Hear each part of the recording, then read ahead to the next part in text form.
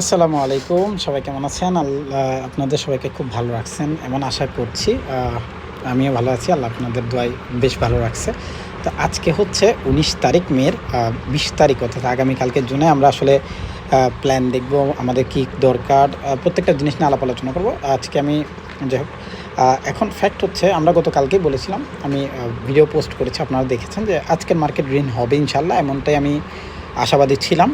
ওটাই হয়েছে। আমি বলছি না আমি করেছি বা বলেছি দেখে হয়েছে, ব্যাপারটা সেরকম না। মার্কেটের রুলস অ্যান্ড রেগুলেশন যেটা বলে মোটামুটি মোস্ট অফ দ্য টাইম সেটা করে, 25% টাইম করে না, সেটা বাদ। ওটাকে আমরা কখনো আসলে ধরতে পারবো না। আমি গতকালকে জিনিসটা বুঝিয়েছি যে 75% টাইম যদি আপনার সিস্টেম কাজ করে তাহলে সেটা রাইট। যদি 25%কে আপনি যদি বড় করে দেখতে যান তাহলে 75% ছোটো হয়ে যাবে। আর যাই হোক, খালি এখন ফ্যাক্ট হচ্ছে আমরা আসলে আগামী দিন কী করতে পারি বা আগামী দিন আমাদের কী করা উচিত সেটা নিয়ে যদি বলি। আমি আজকে আর কোনো কিছু দেখছি না, কোনো ফান্ডামেন্টাল নেই, জাস্ট টেকনিক্যালটাই বুঝিয়ে দিই। অর্থাৎ আমি আমার তরফ থেকে বুঝাবো। আমি জানি না এটার সাথে আপনার সাথে রিলেট করতেও পারেন, নাও করতে পারেন। আমার এইখানে যে এরিয়াটা এখন পর্যন্ত দেখতে পাচ্ছি, সেটা এখন পর্যন্ত আমাকে বলছে মার্কেট আগামীকালকে বাই হওয়ার পসিবিলিটিস রাখে। কেন? আমি গতকালকে যখন 15 মিনিটের চার্টটা আপনাদেরকে দেখাচ্ছিলাম, বারবারই ব্যাপারে বলেছিলাম, সেখানে আমি একটা জিনিস একদম ক্লিয়ার কাট ধারণা দিয়েছি। প্রাইস প্রথমে আমাদেরকে এই এরিয়াটা ব্রেক করবে, এটা কত 5213, এর উপরে যাবে 5222 থেকে 5230-এর মধ্যে মার্কেট যাবে, যাওয়ার পরে রিটার্ন করবে। জিনিসটা ক্লিয়ার। মার্কেট ওখানে গিয়েছে, যাওয়ার পরে রিটার্ন করছে। আবার বলছি, যখন 5212-তে আসবে সে ডিসিশন নেবে, সে কি বাই করবে না সেল করবে।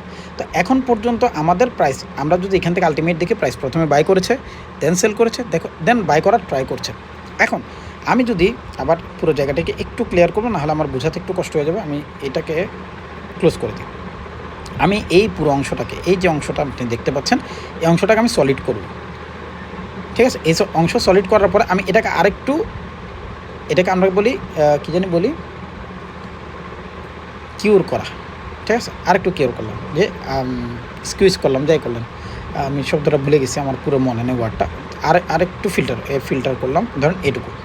এই ফিল্টার করে আমার কাছে রানিং প্রাইস হচ্ছে এটা। তো আগামীকালকে মার্কেট উপরে খুলুক নিচে খুলুক, ডাজেন্ট ম্যাটার। আমাদের মূল বক্তব্য বা টার্গেট প্রাইস কোনটা? আমাদের মূল টার্গেটেড প্রাইস হচ্ছে এই অংশটা। প্রাইস এখানে যখন আসবে, এখান থেকে সে আমাকে ডিসিশন দেবে উপরে যাবে কিনা। ফার্স্ট, কেন? প্রাইস যখন উপরে গেল, আজকে যাওয়ার পরে নিচে নামছে, উপরে যাওয়ার কথা ছিল, যেটা সে করেনি, সে এখান থেকে প্রাইস রিটার্ন করে চলে আসতেছে। এটা করা যাবে না। তাকে কি করতে হবে? তাকে আগামীকালকে যখন খুলবে তখন তাকে এখানে খুলতে হবে, অর্থাৎ এটার উপরে গিয়ে খুলতে হবে। 5226-এর উপরে তাকে ওপেন করতে হবে। তো 5026-এর উপরে যদি সে ওপেন করে, প্রাইস আমরা কি পাবো? প্রাইসকে আমরা তখন একটা ডিটারমাইন্ড প্রাইস পাবো যে না, মার্কেট এবার বাইয়ের জন্য রেডি। কেন? আমাদের যে 5226-এর বডিটা ডেলির ক্ষেত্রে হয়েছে, সেটাকে সে ব্রেক করবে। তো আমাদের যখন কোনো একটা প্রাইস পয়েন্ট উপরের দিকে ব্রেক করবে, সাথে সাথে দেখবেন বায়ার ইন্টেনশন বেড়ে গেছে, আরে মার্কেট তো ব্রেক করে ফেলছে প্রিভিয়াস ডে হাই। এই যে ইন্টেনশনটা ক্রিয়েট হওয়া, সেটা অনেক ইম্পর্ট্যান্ট মার্কেটের জন্য। এখন প্রবলেমটা কি? প্রবলেমটা হচ্ছে আগামীকালকে বৃহস্পতিবার, মোস্ট অফ দ্য টাইম আমরা যদি দেখি 75% টাইমের যে কথা আমি বারবারই বলি, যে বৃহস্পতিবারে মার্কেট রেড থাকে, সেটার উপরে যদি বেসিস পয়েন্ট আসে, তাহলে আমাদের যে সলিড লাইন আছে বা আমাদের যে কিউরিং এরিয়াটা আছে, সেটা সে ব্রেক করে ফেলার পসিবিলিটিস রাখে এখন পর্যন্ত। যদি ব্রেক করে ফেলে, সেক্ষেত্রে আসলে আমাদের কোনো কিছু করার নেই, পরবর্তী।